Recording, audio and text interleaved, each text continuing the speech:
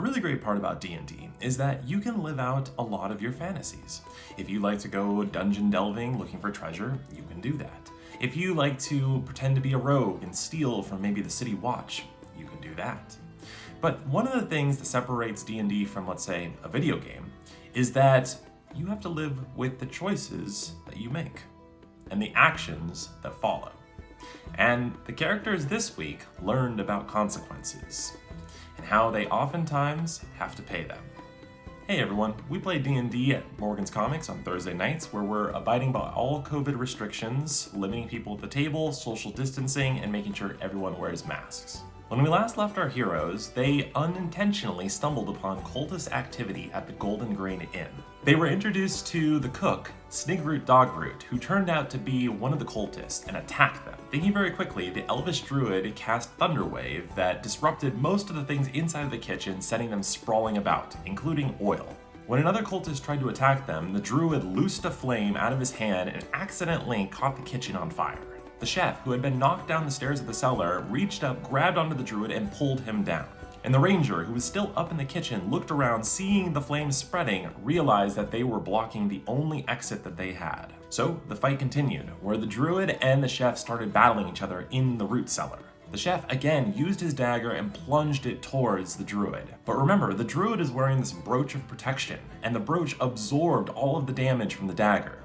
However, something started happening. The brooch started vibrating very aggressively after that last attack. The druid, not really sure what this means, took the brooch off, threw it on the ground, and tried to get far away from it. At the same time, the chef decided to go to the opposite end of the root cellar and was touching something on a wall. The ranger, not seeing any exit above, decides to go down into the root cellar as well, sees the chef trying to escape, and knocks an arrow, loosing it, hitting him directly in the shoulder and pinning him against the wall. The druid and the ranger are trying to figure out if they should keep the chef alive, because he's the only survivor that can tell what happened inside of the Golden Grain Inn. The druid, wanting to make sure that the chef doesn't escape, loosed another arrow, hitting him directly in the leg. But at this point, the chef only had 2 HP, and so when the druid loosed his arrow, he hit a vital artery and the chef started bleeding out. All the while, the chef starts laughing in this eerie fashion, saying that he's soon gonna be with his goddess. At this point, the players are like, oh great, another crazy person. Now remember, the other half of the party was outside of the Golden Grain Inn trying to get inside. The rogue walks up to a window and uses Mage Hand to open it up from the inside, allowing him to gain access. Then when he gets inside, he opens up the door for the Warforged Knight. All the while, the Warlock decides to go around the building to see if there's another entrance inside. When the Warforged Knight enters into the building, he sees several of the cultists, but remember, these are villagers of Orlane, and the Warforged Knight pledges himself to the town of Orlane, so he can't harm them. He instead tells them to exit the building and go to safety, and as these cultists pass the road, a devilish smile spreads across their face. Now the Warlock, who's gone around the building, finds a cellar door that's locked from the inside, and he starts yelling into it, seeing if anyone can hear him. The druid and the ranger that are inside of the cellar find a door, open it up, and they see a pantry of dry goods and the cellar door that leads out. But it's locked from the inside.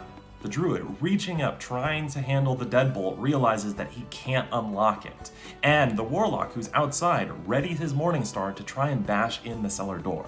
The Warlock has to try and use his strength to break through this heavy wooden door, but he's cursed, and so he rolls with disadvantage, and when he rolls a natural 1. Since the cellar is above where the fire is in the kitchen, it becomes unstable and a beam falls down, blocking the cellar door from the inside. At the same time, the brooch of protection that the druid was once wearing and is thrown onto the ground starts vibrating extremely aggressive at this point. The druid, thinking as quick as he can, reaches through the cellar doors with his fingers and begs the Warlock to touch his hand. When the Warlock reaches down and grasps his hand, he's suddenly imbued with the strength of a bull. All the while, the ranger looks behind her, sees the brooch that's vibrating on the ground, and now the brooch starts to levitate 5 feet into the air. Our heroes realize they only have seconds to escape this cellar, so they run over to the door and close it, making sure to give themselves a little bit of barricade in case something happens with this brooch.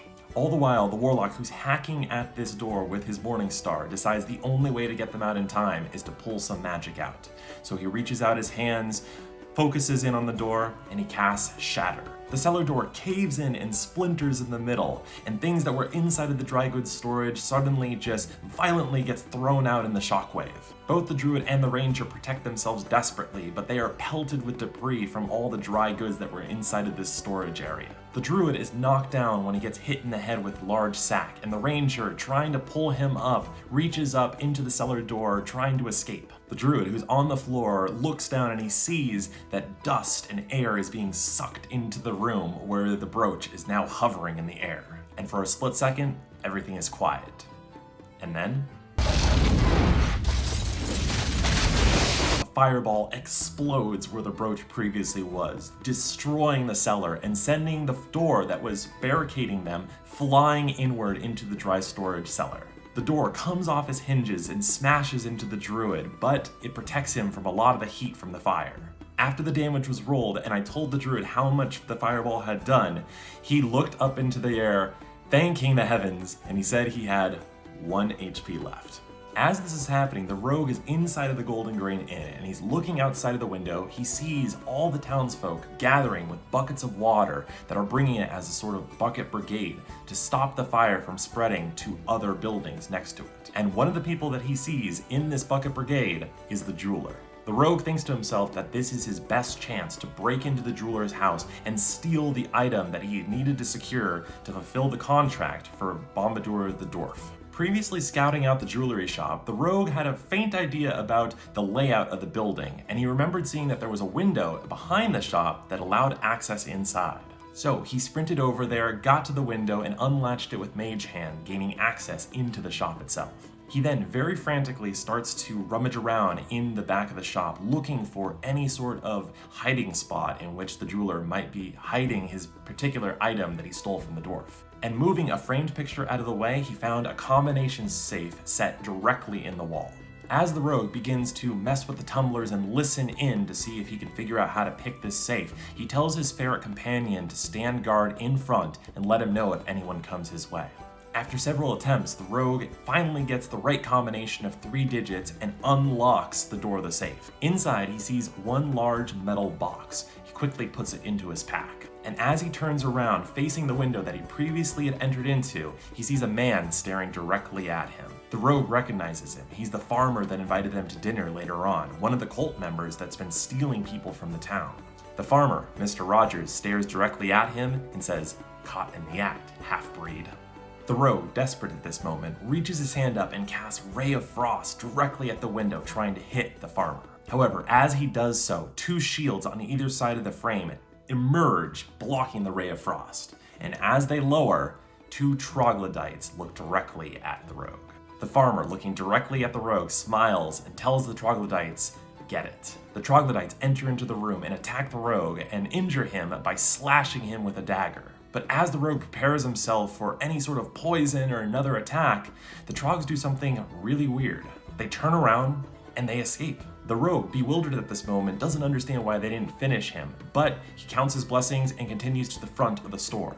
He thinks to himself that the jig is up at this point and they might be getting more reinforcements, so he decides to steal some more items from the store as he makes his escape. He breaks into the display case that's in the front of the store and grabs some of the artifacts. But in doing so, he didn't check for traps, and 3 darts emerge from the display case, shooting and embedding themselves directly into the left side of his chest. The rogue, realizing that he's really in danger at this point, tries to escape, and as he does so, his left arm starts to become numb. Moving as fast as he can away from the scene of the crime, he stumbles into the alleyway and falls down next to some trash that's next to a building. At this point, the left side of his body starts to become numb, including his hip, so it's difficult to walk, and he realizes that his breathing is starting to become very labored. The rogue reaches into his pack, takes the metal box that he got from the jewelers, and he hides it into the trash next to the building. With a labored voice, he tells his animal companion, Raffles, to go into the crowd and find one of their compatriots so that they can rescue him. As the 3 heroes that emerge from the cellar walk into the main street, they see that the rest of the town is trying to prevent this fire from spreading. The druid and the ranger also look over and they see the constable who's talking to his deputies and telling them to try and organize the crowd. So they run over to the constable and tell him that they were inside of the building and that they saw what happened. The constable, looking at them with a concerned look, starts to listen to their tale. And as they start to tell it even further, a suspicion goes across his mind. He looks at the druid and the ranger and he asks them if they could accompany him to his office to give a statement about what happened inside of the building. The druid, happy to be able to tell his tale, says, "Of course I'll join you." And so they follow him to the jailhouse. And as they're walking over to it, the constable tells 2 of his deputies to follow him. Now, 2 of the deputies start to enclose around the heroes and escort them to the jailhouse. All the while, the warlock character who's helping out with the bucket brigade feels a tug on the seam of his pants, and he looks down to see Raffles, the animal companion of the rogue, that's beckoning him, that's asking him for help. Now, the warlock doesn't speak ferret, but he tries to do animal handling to see if the ferret can convey some sort of message to him. By the end of it, he realizes that the rogue needs help, and so he follows the ferret into the alleyway and sees, at this point, a completely paralyzed rogue that's laying against the garbage. The warlock lifts the rogue onto his shoulders and tries to carry him to a safe area of the alleyway so that they won't be seen by anyone else. Now, the druid and the ranger accompany the constable inside of the jailhouse, and they sit down to tell him their story. The druid starts talking about how they entered into the Golden Grain Inn to complain about some food that they had, and in doing so, they were attacked by the bartender and the chef. He says that the chef, in the commotion, knocked over some oil and started the fire that then spread to the rest of the inn. And as the druid is telling this tale, he's bending the truth here and there in order to paint him and his compatriots as victims in this entire scenario. The constable, who's like the sheriff of this town, listens to his story, and as he does, a grave expression starts to spread across his face. You see, the constable never really trusted these adventurers, and when they came into town, he saw them as dangerous. He told them that if anything troubling happened around them, that he would lock them up in the cell. So when he starts questioning the druid, he starts poking at the narrative a little bit, and he notices some irregularities in the story. The constable then asks the 2 party members where the rest of their party is, and the Warforged Knight, who's been with them the whole time, accounts that they previously went to the jeweler's before they went to the inn. So the constable asked the Warforged Knight, Travor, to investigate the jeweler's. The Warforged Knight leaves with one of the deputies, and now at this point, the ranger is looking around and seeing that one of the deputies has with him a couple shackles, and he's blocking the door with his body. At this point, the ranger and the druid look at each other and they know they need a plan to escape. As the Warforged Knight and the deputy make their way to the jeweler's, the Metal Knight makes his way to the back of the alley and he sees the warlock carrying the rogue. The Warforged Knight approaches them and gives his assistance by carrying the rogue himself on his shoulders. He also tells the warlock that he's to accompany him to the sheriff's office where he's going to join the rest of his party. And as they're walking past the jewelry shop, the warlock realizes that they're going to be implicated in a lot of crimes right now. So what he does is he casts Misty Step and teleports out of there. The Warforged Knight, carrying the rogue at this point, walks past the jewelry shop and realizes that a break-in had occurred. One of the deputies that's inside tells him that a trap was set and that darts had shot out. And the Warforged Knight looks down at the rogue, sees him paralyzed, and notices the 3 darts that are sticking out of his chest. Back at the sheriff's office, both the ranger and the druid realize that they need to get out of here. They need a way of escape. So they talk amongst themselves and they concoct a plan. The druid immediately turns into a riding horse inside of this building, shocking both the sheriff and the deputy. The horse kicks his back hooves into the desk, knocking it against the sheriff and pinning him against the wall. The sheriff reaches his hand trying to open up a drawer in his desk, and as he does so, the ranger readies her bow. She looks directly at the sheriff and she says, "Ride or die." And she looses an arrow, shooting the sheriff. But she didn't shoot the deputy. Instead, the horse, kicking his hooves in the air again, hits the deputy directly in the head, breaking his neck. The ranger jumps on top of the desk, looks into the drawer that the sheriff was reaching into, and sees a crossbow. She grabs it and adds it to her pack as she jumps onto the horse and hi-ho silvered it out of there, running through the front door. Now afterwards, I talked to the players because they're used to fighting cult members and monsters that have a lot of HP, but They're not used to fighting villagers. And when I talked to them, I told them that a lot of these villagers are very squishy. For the most part, a villager only has like 5 HP. The constable or the sheriff himself has around 11 HP. But now the players are at 3rd level, and they are doing a lot of damage with their attacks. When the horse kicked back his legs, he rolled 2 hoof attacks, and in doing so, he did max damage on both of them. At the end of this particular encounter, they killed everyone inside of the police station. As the druid is galloping out of this town, the ranger that's on top of him notices the Warforged knight that has the rogue who's lifeless on top of his shoulder. In this mass chaos, the ranger has no idea who she can trust, so she readies a lasso and throws it, trying to wrap it around the rogue so they can pull him along. However, when she reaches and she throws the lasso, she does so poorly, and the Warforged knight reaches up and grabs it. He then in turn pulls the ranger directly off the druid's back. The party members not sure what they're going to do here, if they fight this Warforged knight, if they stay and then reinforcements are going to come, or if they need to get out of there as fast as possible. They start pleading with the Warforged knight, telling him that they need time to explain, but at this moment they need to get to safety. The Warforged knight listens to them, and because the mayor trusts them, he trusts them, and he lets them escape. The ranger takes the rogue and throws him over the back of the horse, and they gallop out of town.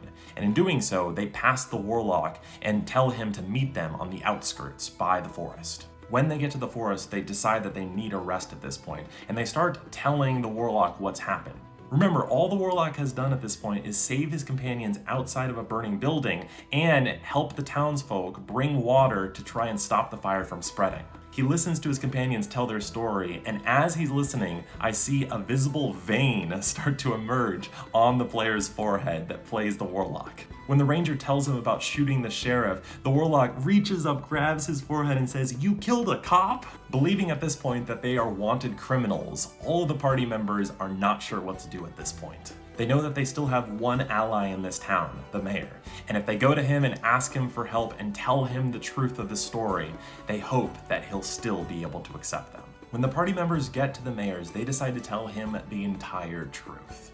The rogue talks about breaking inside of the jewelry shop and stealing from the jewelers. The druid and the ranger talk about the fight inside of the Golden Grain Inn and starting the fire that burned down most of the inn. They also tell the mayor about the confrontation that happened inside of the jail, and they tell the mayor about the unfortunate incident of killing the sheriff and his deputy. And as the mayor is listening to this, the blood starts to drain from his face, and he becomes pale white as he just listens to account after account of crime that's been happening in his town. The party members at this point are desperate for vindication. They feel terrible about their actions, and they're trying anything they can do to redeem themselves in the eyes of the town. The mayor looks at them, and he tells them that he may never be able to trust them after this. And all the party members are like, yeah, that makes complete sense, I understand. The mayor is put into a tough position at this point because he can't be seen harboring fugitives, but he needs the help of these travelers in order to get rid of this evil that has plagued his town. Because of the actions, the mayor now has to do a mass funeral for the people who've died, and he has to elect a new sheriff for the town. As the mayor's talking, he tells them that he fears that this evil may not be contained inside of Orlane and it might spread to neighboring villages. The players, remembering the mining community that they previously came from, is waiting for word, ask the mayor if they can borrow a carrier pigeon or a hawk in order to send a message to that community. The mayor lends him his personal hawk, and the party members write down a message to the mining community that they came from. They tell them about the evil that's happening in Orlane, and they tell them to protect themselves and wait for further messages, but not to leave their vicinity. The mayor, having given them all of the help that he can muster, tells them that they're gonna have to stay in one of the abandoned buildings because he can't be seen with them from now on. The players decide to set up base in the abandoned building that had the underground tunnel that led directly to the temple. As night rolls in, the party members are inside of the abandoned house, and they can't fall asleep. Death, carnage, and chaos just plagues their minds, and it's keeping them awake, stopping them from getting a full night's rest.